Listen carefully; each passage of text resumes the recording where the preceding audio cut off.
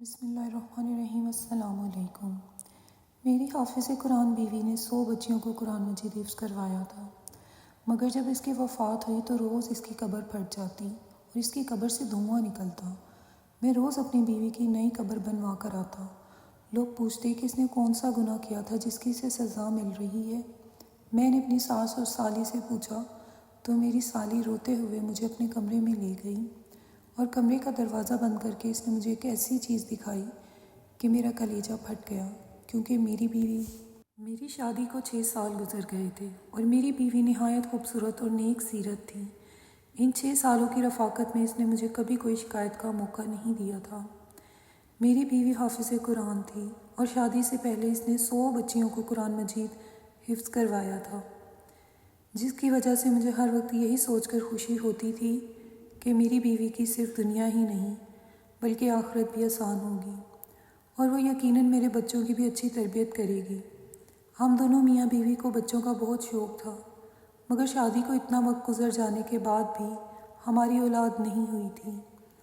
اب میں مایوس سا ہونے لگا تھا اور ایسے موقع پر عموماً لڑکیاں سب سے پہلے نا امید اور دل برداشتہ ہونے لگتی ہیں، مگر میری بیوی اپنی اداسی ظاہر نہیں کرتی تھی اور صبر سے وقت گزار رہی تھی۔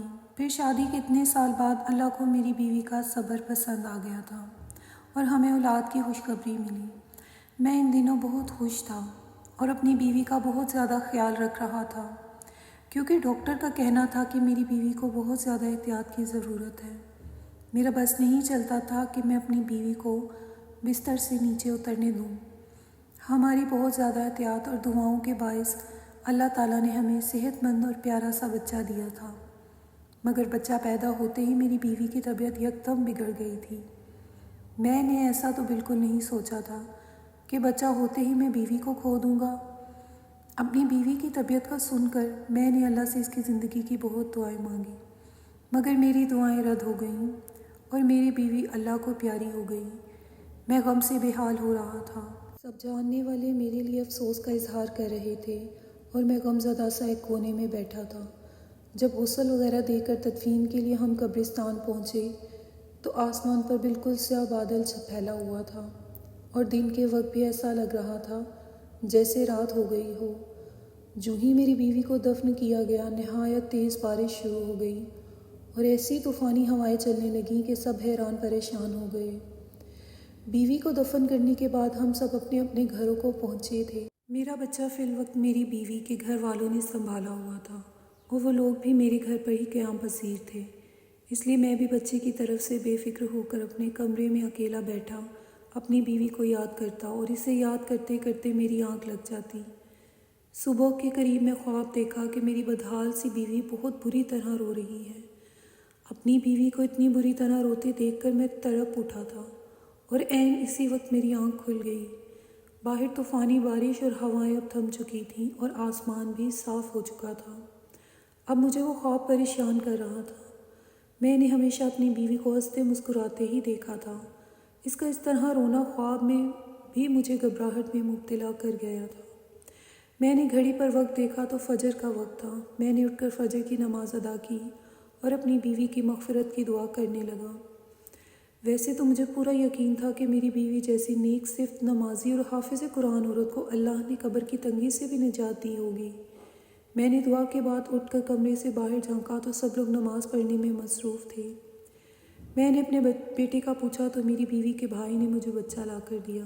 وہ سکون سے سو رہا تھا۔ میں مطمئن ہو گیا اور کتنی دیر اپنے بیٹے کو سینے سے لگا کر بیٹھا رہا۔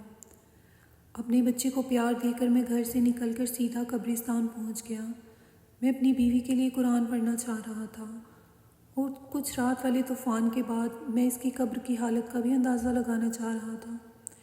میں قبرستان پہنچ کر اپنی بیوی کی قبر کے پاس پہنچا تو اس کی قبر کی حالت دیکھ کر میرے رونگٹے کھڑے ہو گئے تھے۔ میرا دل خوف سے پھٹنے والا ہو رہا تھا، کیونکہ جس عورت کو میں نیک اور جنتی سمجھ رہا تھا اس کی قبر پر ایسا عذاب آیا ہوا تھا کہ مجھ جیسا مضبوط سا مرد بھی اندر تک دہل گیا تھا۔ میری بیوی کی قبر پھٹی پڑی تھی اور اس میں سے دھواں نکل رہا تھا۔ وہاں اتنی تپش تھی کہ میرا وہاں کھڑا ہونا مشکل ہو گیا تھا۔ کوئی مزدور بھی میری بیوی کی قبر بنانے کو تیار نہیں تھا۔ بڑی مشکل سے مجھے ایک مزدور ملا جس نے مجھ سے 4 گنا زیادہ پیسے لیے اور میری بیوی کی قبر پر مٹی ڈال دی۔ یہ سب اس مزدور نے دور سے کھڑے ہو کر کیا تھا۔ میں گھر پہنچا تو میری حالت نہایت خراب ہو رہی تھی۔ سب نے میری حالت کو دیکھ کر بیوی کی جدائی کا غم سمجھ کر مجھے سہارا دیا اور تسلی دینے لگے، جبکہ میں حیران تھا کہ آخر میری بیوی پر اللہ کا عذاب کیوں آیا تھا۔ وہ تو نیک عورت تھی، میری نظر میں تو میری بیوی کی ایسی کوئی غلطی نہیں گزری تھی۔ میں سوچ سوچ کر پاگل ہو رہا تھا کہ میری بیوی کی اصل حقیقت کیا ہے، اور جب مجھ پر اپنے مرحوم بیوی کی حقیقت کھلی تو میرا دل تک پھٹ گیا تھا۔ میرا نام محسن ہے، میں اپنے والدین کی اکلوتی اولاد تھا۔ ہمارے گھر میں کل 4 افراد رہتے تھے، میں، میرے ماں باپ اور میری بیوہ پھپھو جو میری دوسری ماں جیسی تھی۔ میں جب کالج میں پڑھتا تھا تب میری والدہ کا انتقال ہو گیا اور ہم 3 لوگ باقی رہ گئے۔ ماں کو کھونے کا غم مجھ پر پھر بھی بہت بھاری ثابت ہوا تھا۔ میری ماں بہت نیک عورت تھی، مجھے میری پھپھو اور میرے ابا نے میری ماں کا غم بھلانے کے لیے بہت سہارا دیا اور ہر وقت میرے ساتھ لگے رہے۔ وہ دونوں کوشش کرتے تھے کہ مجھے اکیلا نہ ہونے دیں۔ میں ہمیشہ سے ہی ان کی توجہ کا واحد مرکز رہا تھا۔ پھر میں بھی کچھ عرصے بعد سنبھل گیا اور دوبارہ سے اپنی تعلیم کا سلسلہ شروع کر دیا۔ میں پڑھائی سے فارغ ہوا تو میرے ابا اور پھپھو کو میری شادی کا شوق ستانے لگا۔ میں نے حامی بھری تو زور و شور سے میرے لیے لڑکی تلاش کی جانے لگی۔ تب میری پھپھو کو اپنے مرحوم شوہر کے خاندان میں ایک لڑکی کا خیال آیا جس سے پھپھو کا اب بھی ملنا جلنا رہتا تھا۔ انہوں نے ہمیں بتایا کہ وہ لڑکی کم عمری سے ہی بہت سنجیدہ اور نیک تھی۔ اس کے والدین نہیں تھے اور وہ 2 بہنیں تھیں اور صرف ایک چھوٹا بھائی تھا۔ اس نے بہت بہادری سے حالات کا مقابلہ کیا تھا اور اپنے دونوں بہن بھائی کو اکیلے پالا تھا، حالانکہ وہ خود بھی بہت بڑی نہیں تھی۔ وہ نمازی اور حافظ قرآن تھی۔ گھر میں بچیوں کو قرآن مجید بھی پڑھاتی تھی اور اس کی دعا اور اس کے دیے ہوئے قرآنی تعویذات میں بہت اثر تھا، جس کی وجہ سے وہ تھوڑا بہت کما کر اپنا گھر چلا رہی تھی۔ میں نے یہ سب سنا تو بہت خوش ہوا۔ میں نے اسے دیکھے بنا ہی اس کے لیے حامی بھر لی اور پھپھو نے پہلی فرصت میں ہی اس کے خاندان کے بڑوں سے مشورہ کر کے میرا رشتہ اس لڑکی سے طے کر دیا اور جلد ہی شادی بھی ہو گئی۔ میرا رشتہ طے ہوا تو میری بیوی نے یہی شرط رکھوائی کہ وہ بعد میں بھی اپنی بہن کی شادی ہونے تک اور بھائی کی تعلیم مکمل ہونے تک ان دونوں کی مالی امداد کرتی رہے گی۔ مجھے اس بات سے کوئی اعتراض نہیں تھا، بلکہ میں نے سوچ لیا تھا کہ اگر مجھ سے بھی کوئی مدد ہو سکی تو کر دیا کروں گا۔ رشتہ طے ہونے کے بعد ہماری شادی کر دی گئی۔ میں نے اپنی بیوی کو دیکھا تو اس کا اسیر ہو گیا۔ وہ نہ صرف اچھی سیرت کی مالک تھی بلکہ بہت خوبصورت بھی تھی۔ اس کے ساتھ چند دن رہ کر ہی میں اس کے بہت قریب ہو گیا تھا۔ وہ ہمیشہ دوسروں کی مدد کرنے کو تیار رہتی تھی۔ میری بیوی عین میری پھپھو کی بتائی باتوں جیسی ہی تھی۔ اس نے کبھی مجھے کوئی پریشانی نہیں دی تھی اور میرے آرام اور سکون کا بہت خیال رکھتی تھی۔ ہمارے گھر میں خوشحالی اور سکون تھا، بس صرف اولاد کی کمی تھی جو مجھے محسوس تو بہت زیادہ ہوتی تھی، مگر اپنی بیوی کے صبر سے مجھے بہت سہارا ملا ہوا تھا۔ ہماری شادی کے 3 سال ہی میرے ابا وفات پا گئے۔ اپنے ابا کی وفات اور اپنی بے اولادی نے مجھے کچھ زیادہ ہی بے سکون کر دیا تھا۔ میرے اندر صبر اور شکر ختم ہونے لگا تھا۔ ایسے میں میری بیوی تھی جو مجھے ہر وقت اللہ کی مہربانیاں اور نعمتیں یاد دلاتی تھی۔ وہ مجھے صبر کی تلقین کرتی رہتی تھی۔ میں حیران تھا کہ وہ ایک لڑکی ہو کر مجھے حوصلہ دیا کرتی تھی، حالانکہ ہمارے خاندان والوں نے ہمارا جینا مشکل کر رکھا تھا کہ ہماری اولاد کیوں نہیں ہو رہی، اور میری پھپھو تو اٹھتے بیٹھتے ٹھنڈی آہیں بھرنے لگی تھیں اور میری بیوی کو باتیں سنانے لگی تھیں، یوں جیسے یہ سب میری بیوی کے ہاتھ میں ہو۔ میں اپنے پھپھو کو سمجھا سمجھا کر تھک چکا تھا، الٹا وہ ہم دونوں سے ہی لڑنے لگی تھی کہ ہمیں علاج کروانا چاہیے تاکہ ہماری اولاد ہو سکے۔ اسی پریشانی میں وقت گزرتا چلا گیا۔ جب ہماری شادی کو 6 سال ہونے والے تھے تب ہمیں اولاد کی خوشخبری مل گئی۔ ہم تینوں جیسے پھر سے جی اٹھے تھے۔ میں نے اور پھپھو نے میری بیوی کا خیال بھی بہت رکھا تھا اور بہت احتیاط کی تھی۔ میرا بیٹا ٹھیک ٹھاک اور صحت مند پیدا ہوا تھا، لیکن میری بیوی کی طبیعت بگڑ گئی تھی اور وہ موت کے منہ میں چلی گئی۔ یہ سب بہت اچانک ہوا تھا اور میں صدمے کے لیے بالکل تیار نہیں تھا۔ اپنے بچے کی تربیت کے حوالے سے میں نے اور میری بیوی نے مستقبل کے بہت منصوبے بنائے تھے، مگر موت کسی کے ارادوں اور مرضی کی محتاج ہی کب ہوتی ہے؟ جس کا جب وقت آتا ہے اسے اللہ کے پاس لوٹ کر جانا پڑتا ہے۔ مگر اپنی بیوی کی قبر کی ابتر حالت اور اس پر آیا عذاب مجھے دھچکا پہنچا گیا تھا۔ ہر مشکل حال میں بھی میں نے اپنی بیوی کو صابر و شاکر دیکھا تھا۔ مجھے ڈھونڈنے سے بھی کوئی خامی نظر نہیں آتی تھی۔ میں اتنا تو جانتا تھا کہ اللہ ناانصاف نہیں ہے۔ ایسا تو ہو ہی نہیں سکتا کہ میری بیوی کے حقیقی اعمال سے اللہ ناواقف ہو۔ مجھے حیرت اور صدمہ تھا کہ میں اتنا عرصہ اپنی بیوی کے ساتھ رہ کر بھی اسے جان نہیں پایا تھا۔ مجھے تو یہ بھی تھا کہ اگر میری بیوی کوئی گناہ کر رہی تھی تو کاش مجھے پہلے پتہ چل جاتا تاکہ میں اسے اس گناہ سے روک لیتا اور اس عذاب سے بچا لیتا۔ میں پچھتاوے میں مبتلا تھا۔ گھر میں ان دنوں کیا چل رہا تھا اور میرا بیٹا راتوں کے وقت کون سنبھال رہا تھا، مجھے کچھ خبر نہیں تھی۔ میں بس اپنی مرحوم بیوی کے لیے بے چین رہتا تھا اور اللہ سے اس کی مغفرت کی دعا کرتا رہتا تھا۔ ایک روز پھپھو اچانک میرے پاس آئیں اور سنجیدگی سے بولی کہ انہیں مجھ سے ضروری بات کرنی ہے۔ میری پھپھو نے مجھ سے جو بات کی وہ مجھے یکدم غصہ دلا گئی تھی۔ میری بیوی کو مرے ابھی بمشکل 20-21 روز ہوئے تھے کہ میری پھپھو میری دوسری شادی کرنا چاہ رہی تھی۔ میں پھپھو سے ناراض ہونے لگا کہ انہیں میری مرحوم بیوی کا احترام کرنا چاہیے تھا اور کم سے کم اتنی جلدی مجھ سے شادی کی بات نہیں کرنی چاہیے تھی، جبکہ میں ابھی بھی صدمے میں تھا۔ پھپھو سے تحمل سے میری ناراضگی دیکھی اور پھر مجھ سے کہنے لگیں کہ وہ بوڑھی ہو گئی ہیں، اس لیے مجھے یا میرے بیٹے کو نہیں سنبھال سکتی۔ انہیں بھی میری بیوی کی موت کا دکھ تھا۔ جب میں نے پھپھو کی ان باتوں کا کوئی بھی اثر نہ لیا تو پھپھو نے مجھ سے کہا کہ ٹھیک ہے، تم اپنا بیٹا خود سنبھالو یا پھر اپنا بیٹا اسی کو دے دو جو اسے دن رات ماں کی طرح سنبھال رہی ہے۔ میں پھپھو کی بات پر حیران ہوا تھا کہ میرا بیٹا کون سنبھال رہا تھا، کیونکہ میرے اندازے کے مطابق تو میرے بیٹے کو پھپھو ہی سنبھال سکتی تھی۔ مگر جب میں نے یہی سوال پھپھو سے کیا تو ان کے جواب نے مجھے بالکل لاجواب کر دیا تھا۔ پھپھو نے بتایا کہ میرا بیٹا اتنے روز سے میری مرحوم بیوی کی چھوٹی بہن سنبھال رہی تھی۔ پھر وہ چاہتی تھی کہ میں اپنی بیوی کی چھوٹی بہن سے نکاح کر لوں تاکہ میرے بیٹے کو ماں کا پیار ملتا رہے اور ہمارا گھر بھی سنبھلا رہے گا۔ میں پھپھو کی بات ماننے کو تیار نہیں ہو رہا تھا۔ میں اپنی بیوی کی جگہ کسی اور کو دینے کے لیے ابھی تیار نہیں تھا، مگر پھپھو کا دن بہ دن مجھ پر زور بڑھتا جا رہا تھا۔ وہ ہر دن مجھے اپنا بیٹا دکھاتی تھی جو نہا دھو کر بالکل صاف ستھرا ہوتا تھا۔ پھپھو کی ضد تھی کہ میں بیٹے کی خاطر اپنی بیوی کی بہن سے نکاح کروں اور اسے ہمیشہ کے لیے اپنے گھر میں رکھ لوں۔ میں نے اپنے کام پر جانا شروع کر دیا تھا۔ میں سارا دن گھر سے باہر رہتا اور واپس آ کر خاموشی سے پھپھو کی ضد سنتا رہتا تھا۔ ایک روز پھپھو نے مجھے بتایا کہ میرا سالہ ملک سے باہر جا رہا ہے۔ میں چونک گیا۔ میری بیوی اپنی زندگی میں ہی بتا چکی تھی کہ اس کے بھائی کی تعلیم مکمل ہو چکی ہے اور وہ نوکری کے لیے ملک سے باہر جانا چاہتا ہے۔ میری بیوی کوشش میں تھی کہ اس کے بھائی کے باہر جانے سے پہلے اس کی بہن کی شادی ہو جائے تاکہ وہ بعد میں اکیلی نہ رہ جائے، مگر اسے کوئی مناسب رشتہ نہیں مل رہا تھا۔ اب اپنی بیوی کے بھائی کے باہر جانے کا سن کر مجھے اس کی بہن کا خیال آ رہا تھا۔ تب میں فکر مند ہو گیا۔ مجھے خیال آ رہا تھا کہ اگر میں مزید انکار کروں گا تو میری سالی میری بیٹی کو سنبھالنے کے چکر میں ساری عمر کے لیے کنواری بیٹھی رہ جائے گی، یا پھر اس کی شادی کر دی جائے گی اور میرے بیٹے کو سنبھالنے والا کوئی نہیں ہوگا، کیونکہ پھپھو تو واقعی بیمار اور کمزور ہو گئی تھی اور ان کی بینائی بھی کم ہوتی جا رہی تھی۔ میں سوچ کر پریشان ہونے لگا اور تھک ہار کر میں نے اپنی پھپھو کی بات ماننے کا فیصلہ کیا اور ایک روز کام پر جانے سے پہلے پھپھو کو جواب دے دیا کہ وہ جیسا چاہتی ہیں کر لیں، مجھے کوئی اعتراض نہیں ہے۔ میرے جواب نے میری پھپھو کو خوشی سے نہال کر دیا۔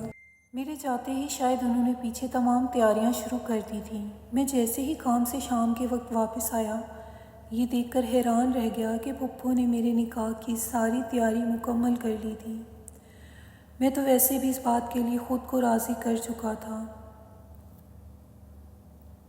تبھی میں خاموشی سے نکاح خواہ کے سامنے بیٹھ گیا اور اپنے بیٹی کی خاطر یہ نکاح کر لیا۔ نکاح کے بعد میں اداس تھا، اپنے کمرے میں بند ہو گیا تھا۔ مجھے پریشانی تھی کہ نہ جانے میری یہ دوسری بیوی اپنی بڑی بہن کی طرح سمجھدار اور خوش مزاج تھی یا نہیں۔ اور یہ بھی نہ جانے وہ میرا گھر کیسے سنبھال پائے گی۔ مجھے نہیں لگتا تھا جیسے میرا دل اپنی پہلی بیوی سے مطمئن تھا ویسے دوسری بیوی سے کبھی مطمئن ہو پاؤں گا۔ اس نکاح کے بعد بھی میرے وہی معمولات تھے۔ میں صبح سویرے کام پر چلا جاتا، شام کے وقت گھر لوٹتے ہی اپنے کمرے میں بند ہو جاتا تھا۔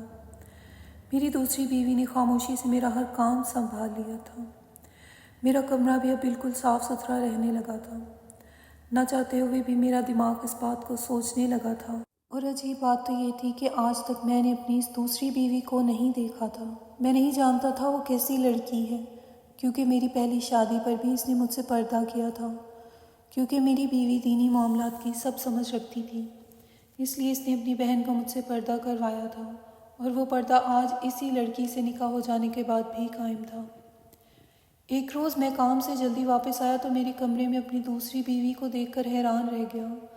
وہ اپنی بڑی بہن سے بھی زیادہ خوبصورت تھی، مگر ایسا نہیں تھا کہ میں حسن پرست تھا اور مجھے اس کا حسن متوجہ کر رہا تھا۔ مجھے جس بات نے اس کی طرف متوجہ کیا وہ اس کے چہرے پر پھیلا ہوا سکون اور نرم تاثرات تھے۔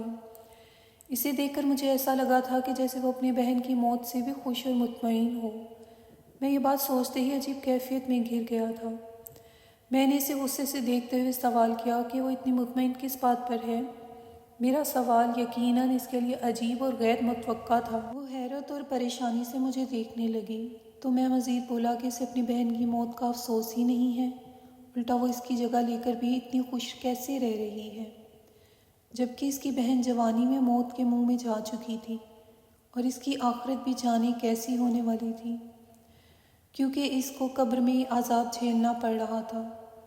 میں نے اپنی مرحوم بیوی کا یہ راز غصے میں سوچے بغیر اس کی بہن کے سامنے بول دیا تھا، مگر میری بات پر جب اس کے چہرے کے تاثرات بدلے تو مجھے اپنی غلطی کا احساس ہوا اور میں چپ ہو گیا۔ میری دوسری بیوی کچھ دیر صدمے سے مجھے دیکھتی رہی اور پھر بری طرح رو پڑی۔ میں اسے روتا دیکھ کر بکھلا گیا تھا۔ روتے روتے وہ ایسے بات بولنے لگی جس نے مجھے ساکت کر دیا تھا۔ وہ بار بار کہہ رہی تھی کہ مجھے یہی خوف تھا کہ بڑی باجی سے اللہ تعالیٰ ناراض ہو جائے گا اور اسے سخت عذاب دے گا، مگر وہ میری سنتی ہی نہیں تھی۔ میں اپنی بیوی کے الفاظ پر دنگ رہ گیا تھا۔ یعنی میری مرحوم بیوی کچھ ایسا کرتی تھی جس سے اس کی بہن بھی واقف تھی، اسے روکتی تھی۔ جب میں نے اپنی بیوی سے تفصیل پوچھی تو وہ گڑبڑا گئی اور بات بدلنے کی کوشش کرنے لگی، مگر میں نے جب سچ جاننے کے لیے التجا کی تو اس نے مجھے اپنی بڑی بہن کی اصلیت بتائی، جسے سن کر میرے ہوش اڑ گئے تھے۔ اس نے بتایا کہ میری بہن واقعی نیک لڑکی تھی اور حافظ قرآن ہونے کی وجہ سے ہر وقت قرآن کی تلاوت کرتی رہتی تھی۔ ایک روز ہمارے محلے میں کسی بچے کو تکلیف ہوئی تو اس کی ماں کی پریشانی پر میری بہن نے یوں ہی کچھ آیات پڑھ کر اس بچے پر پھونک دیں، جس سے اس بچے کو آرام آ گیا۔ اس واقعے کے بعد میری بہن مشہور ہو گئی کہ وہ نیک بی بی ہے جس کے پاس بیماری اور تکلیف کی شفا ہے۔ اس کے بعد تو طرح طرح کے لوگ ہمارے گھر آنے لگے اور میری بہن تعویذ کے نام پر قرآن کی آیات لکھ کر دے دیتی تھی۔ وہ لوگ چند روپے دے کر چلے جاتے اور ہمارا گزر بسر ہونے لگا تھا، مگر مشکل حالات کے لیے ہمارے پاس کچھ نہیں تھا۔ اچانک ہمارے بھائی کا ایک گردہ فیل ہو گیا۔ وہ اسپتال میں زندگی اور موت کی کشمکش میں تھا اور ہمارے پاس اس کے علاج کی رقم نہیں تھی۔ ہم بہت پریشان تھے۔ انہی دنوں ایک مرد میری بیوی کے پاس آیا۔ اسے بولا کہ وہ کسی لڑکی سے شادی کرنا چاہتا ہے، مگر وہ لڑکی شادی شدہ ہے۔ وہ چاہتا تھا میری بہن اسے تعویذ دے کے لڑکی کی طلاق ہو جائے اور اسے پالے۔ میری بہن نے انکار کر دیا کیونکہ یہ گناہ کا کام تھا، مگر جب اس مرد نے 1.5 لاکھ روپے دینے کا کہا تو میری بہن نے بھائی کو بچانے کے لیے نہ جانے کاغذ پر ایسا کیا لکھا کہ اس مرد کی خواہش پوری ہو گئی اور ہمارے بھائی کا آسانی سے علاج ہو گیا۔ پھر تو ہر روز ایسے ہی لوگ آنے لگے جو ناجائز مطالبے کے لیے تعویذ بنواتے اور ڈھیروں پیسہ پکڑا کر چلے جاتے۔ ایک روز میں نے چھپ کر اپنی بہن کو وہ تعویذ بناتے دیکھا تو میرے سر پر آسمان گر پڑا، کیونکہ میری بہن کاغذ پر قرآن الٹا لکھ رہی تھی اور یہ کالا علم تھا۔ میں دکھ سے پاگل ہوتی بہن کو روکنے لگی، اسے سمجھانے لگی کہ وہ توبہ کر لے۔ وہ بولی کہ اگر میں ایسا نہ کرتی تو ہمارا بھائی کب کا مر جاتا۔ میں اس بات پر غصہ ہو گئی تھی۔ میں نے بہن کو کہا کہ اس سے تو اچھا تھا ہمارا بھائی مر جاتا، مگر وہ یہ حرام کام نہ کرتی۔ زندگی موت تو اللہ کے ہاتھ میں ہے۔ اپنی بہن کو بہت سمجھاتی رہی، مگر اب وہ لالچ میں آ چکی تھی۔ وہ اتنی نیک تھی کہ روحانیت پا چکی تھی، مگر اس نے پیسوں کے لالچ میں سب کچھ گنوا دیا۔ اس کی زندگی اچھی تھی، وہ نماز قرآن بھی کرتی رہی، اور حتیٰ کہ اس کی شادی ہو گئی، مگر اس نے وہ کبیرہ گناہ نہیں چھوڑا اور پیسہ کماتی رہی۔ میں سب سن رہا تھا۔ میری بیوی بول رہی تھی کہ میں ڈرتی تھی کہ اللہ تعالیٰ ناراض ہو گیا تو توبہ کی مہلت دیے بنا ہی موت دے دے گا اور سخت عذاب دے گا۔ میرا کہا سچ ہو گیا۔ میں گمسم ہو گیا تھا۔ میں اپنی بیوی کو اتنا نیک سمجھتا رہا اور وہ صرف دنیاوی پیسے کی لالچ میں اتنا بڑا گناہ کرتی رہی تھی۔ اور میرے سامنے بیٹھی میری دوسری بیوی اس جیسی حافظہ نہ ہونے کے باوجود اللہ کا خوف رکھتی تھی۔ اللہ تعالیٰ نے مجھے اب اصل میں نیک بیوی سے نوازا تھا۔ کالا علم کروانے والے اور کرنے والے دونوں کے لیے اللہ کے ہاں سخت عذاب ہے۔ کبھی بھی کسی اپنے کی شدید بیماری میں بھی اس گناہ کا مرتکب نہیں ہونا چاہیے، کیونکہ ہو سکتا ہے اس بیماری کے بعد جب اسے موت آئے وہ اس کی نجات کا ذریعہ ہو۔ مزید اچھی ویڈیوز کے لیے میرے چینل کو سبسکرائب کیجیے۔